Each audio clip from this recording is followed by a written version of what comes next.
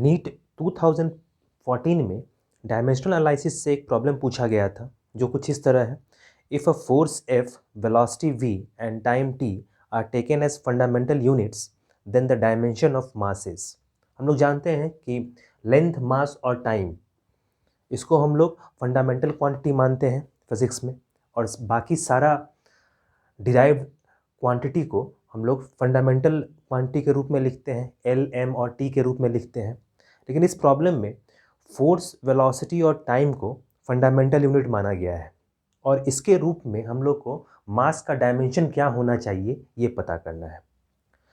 तो डायमेंशन पता करने के लिए सबसे आसान तरीका होता है कि कोई एक बेसिक फार्मूला याद होना चाहिए। जैसे मास का हम लोग को डायमेंशन फार्मूला निकालना है, यानी फोर्स, मास और एक्सेलरेशन में सबसे बेसिक फार्मूला जो है हम लोग जानते हैं, लिख सकते हैं F equals to ma, F equals to ma। यहाँ से m हम लोग लिख सकते हैं F डिवाइडेड बाई a, यहाँ से हम लोग m लिख सकते हैं F डिवाइडेड बाई a।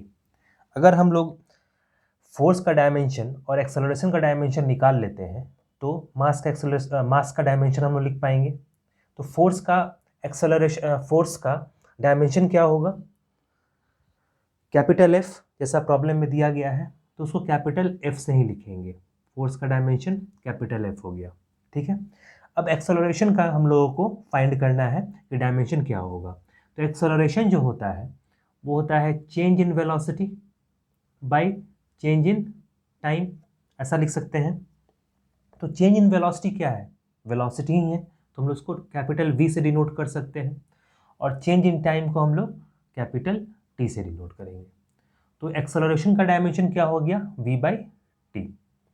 अब इस एक्सेलरेशन को हम लोग V बाई टी के फॉर्म में लिख सकते हैं, V बाई टी, ठीक है।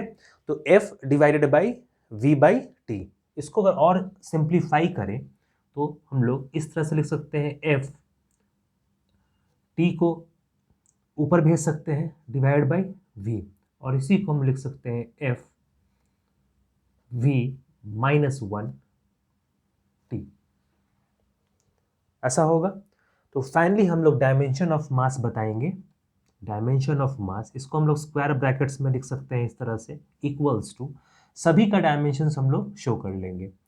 F का पावर कितना हो जाएगा 1, V माइनस 1, और T का पावर कितना हो जाएगा 1।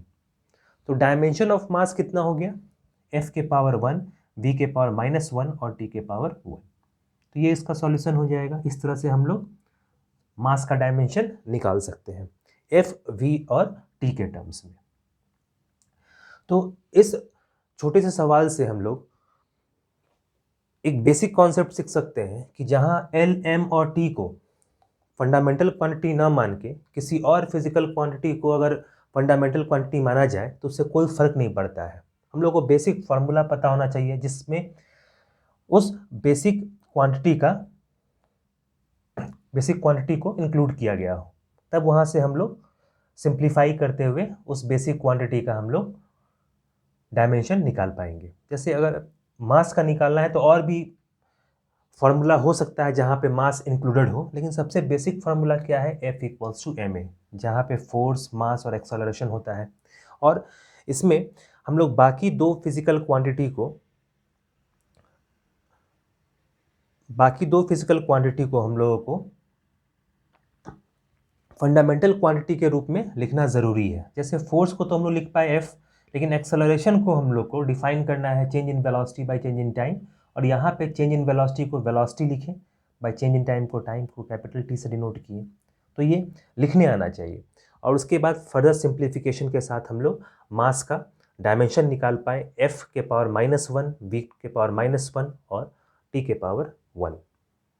तो मास का डायमेंशन क्या हो जाएगा, F V माइनस 1 T। तो इस तरह से इस प्रॉब्लम को हम लोग सॉल्व करेंगे, ठीक है।